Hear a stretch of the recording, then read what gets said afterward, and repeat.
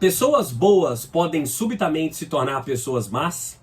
A depender do contexto e das circunstâncias, é possível que pessoas com comportamento normal assumam posturas absurdamente abusivas e sádicas? Essas são perguntas que a psicologia e a sociologia se fazem com frequência. Na verdade, a psicologia social, que é uma espécie de confluência entre as duas, já chegou a resultados estarrecedores a respeito disso. É para te contar de um dos experimentos mais famosos, pensando essa questão, que eu apareço aqui hoje. Muito prazer, eu sou Túlio Augustus, sociólogo e professor, e convido você, minha caríssima, você, meu caríssimo, a se tornar uma pessoa muito boa. Para fazer isso agora, você só precisa clicar aqui no botão de se inscrever nesse canal, dar um joinha no vídeo aí, dar suas impressões nos comentários. Depois, se você não gostar, você retira o joinha e se torna uma pessoa má, se você quiser. Bom, eu estou falando especificamente do experimento Zimbardo, que é um experimento que aconteceu, real, que leva esse nome por causa do seu idealizador, que é o psicólogo americano de nome Philip Zimbardo.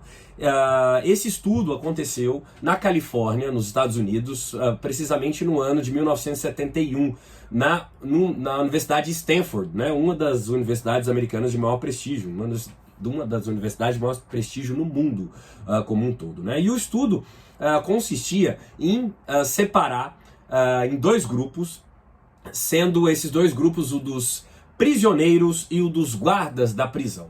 Tudo isso era fictício, era uma prisão fictícia, mas a ideia que foi feita com uma seleção aí de voluntários a partir de um anúncio nos quadros da universidade, era a entender a dinâmica do comportamento dessas pessoas a depender da situação, né?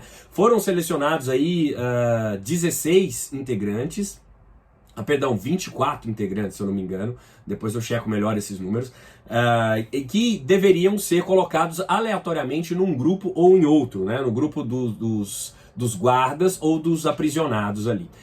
Eles todos eram de classe média, todos eram plenamente saudáveis e não se conheciam. E foram postos ali aleatoriamente. Eles receberiam uma grana ali para participar desses estudos, e estava estabelecido de antemão que não era aceitável em hipótese alguma nenhum tipo de agressão física entre esses participantes, né? Aqueles que foram ali enquadrados no grupo dos aprisionados, que seriam os prisioneiros dessa prisão fictícia, o que eles não sabiam e não esperavam é que no dia seguinte em que eles aceitaram participar do estudo, eles seriam buscados em suas casas pela polícia, né, e conduzidos a uma delegacia, né, acusados de roubo. Eles seriam buscados por policiais reais, em viaturas reais, e conduzidos a delegacias reais para serem fichados ali. Lá eles tiveram seus olhos vendados e foram levados para o que seria uma prisão. Essa prisão, na verdade, era uma prisão fictícia que estava rolando ali no subsolo do departamento de psicologia da Universidade de Stanford, né? O objetivo desse estudo, que foi inclusive financiado pelo governo americano, precisamente pela Marinha dos Estados Unidos, era entender os motivos das dinâmicas de conflitos nas instituições penitenciárias, né?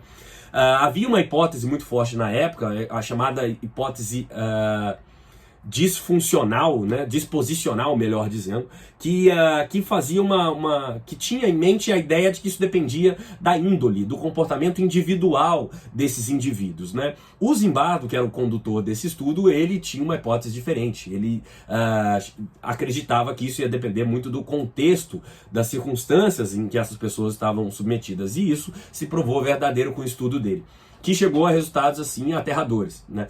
O estudo era programado para durar 14 dias, acabou terminando no 6º dia, porque os indivíduos ali, os participantes, acabaram assumindo posturas muito violentas, né? Não chegou à violência física de fato, né? Mas a violência no âmbito psicológico, no âmbito simbólico, ela foi bastante grave ali, né? Os prisioneiros começaram a desenvolver, os guardas da prisão, né, começaram a desenvolver uma hostilidade muito verdadeira aos aprisionados, né? A um nível de sadismo muito grande, por poder controlar a vida dos outros, né? Há um autoritarismo muito ferrenho ali, né?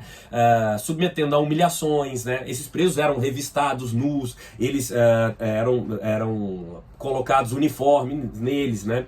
Eles eram submetidos a situações meio degradantes, tipo lavar a privada com as próprias mãos, esse tipo de coisa. E o ambiente começou a ficar tão hostil que o estudo precisou ser encerrado no 6º dia, né? E antes disso, inclusive, 5 dos prisioneiros tiveram que sair, porque desenvolveram quadros profundos de depressão, né? Tiveram ali uns breakdowns, então foi algo muito sério.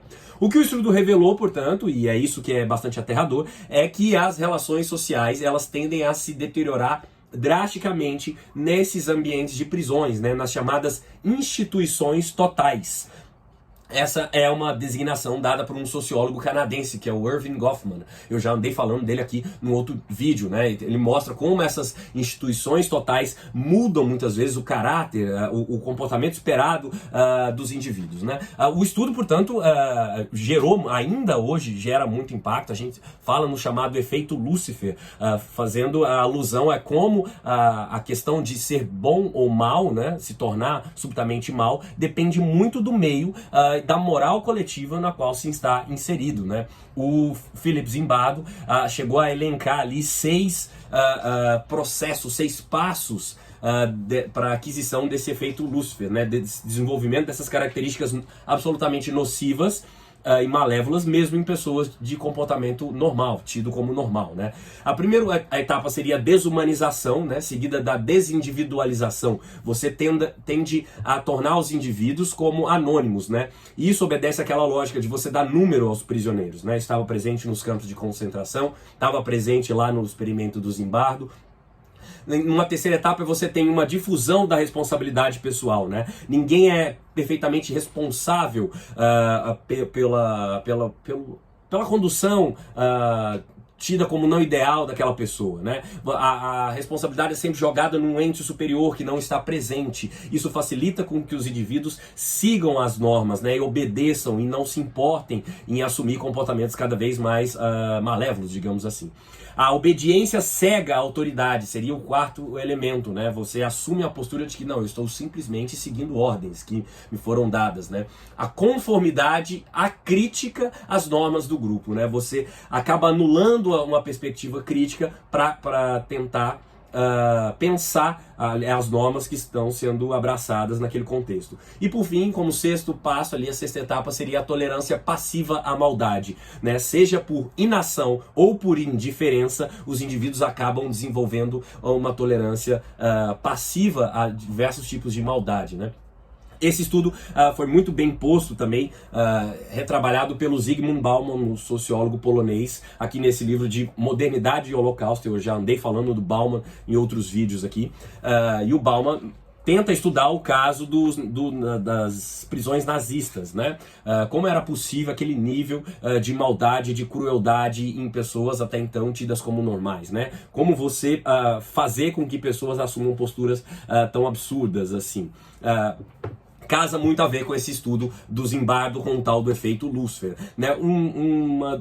Algumas das resoluções ou dos efeitos mais práticos desse estudo que eles nos traz, do estudo do Zimbardo em Stanford, é que você não pode, em medida alguma, conceder um poder sem supervisão. O poder dado sem supervisão, ele é um convite para o abuso, né? Para o abuso em qualquer nível, né? Uma outra conclusão muito clara é de que você não deve tentar transformar as pessoas, né? Mas transformar um ambiente no qual elas estão inseridas, porque o ambiente determina tudo. As regras coletivas tendem a conformar o papel dos agentes, né? Os agentes obedecem a um certo nível de expectativa para os papéis que eles assumem, né? Que eles assumem. À medida que há uma expectativa para que eles assumam um papel mais assim ou mais assado, eles tendem a conformar os seus comportamentos conforme a isso, né? A habituar seus comportamentos de acordo com isso, né? Há um filme que conta essa história, há mais de um filme, eu só assisti um deles, que se chama O Experimento do Aprisionamento de Stanford. É um filme de 2015, eu recomendo assistir, né? Para trazer, aliás, para um caso brasileiro, e também americano, à medida em que você coloca maior supervisão, que você coloca câmera, por exemplo, no fardamento ou nas viaturas da polícia, você reduz drasticamente os casos de abuso de autoridade, né? Exatamente, é um pouco dessa lógica, que o poder não pode ser dado sem supervisão, senão ele é um convite a um abuso. Se você entendeu um pouco desse vídeo, não deixe de aparecer aqui no canal mais vezes. Abraço e até a próxima.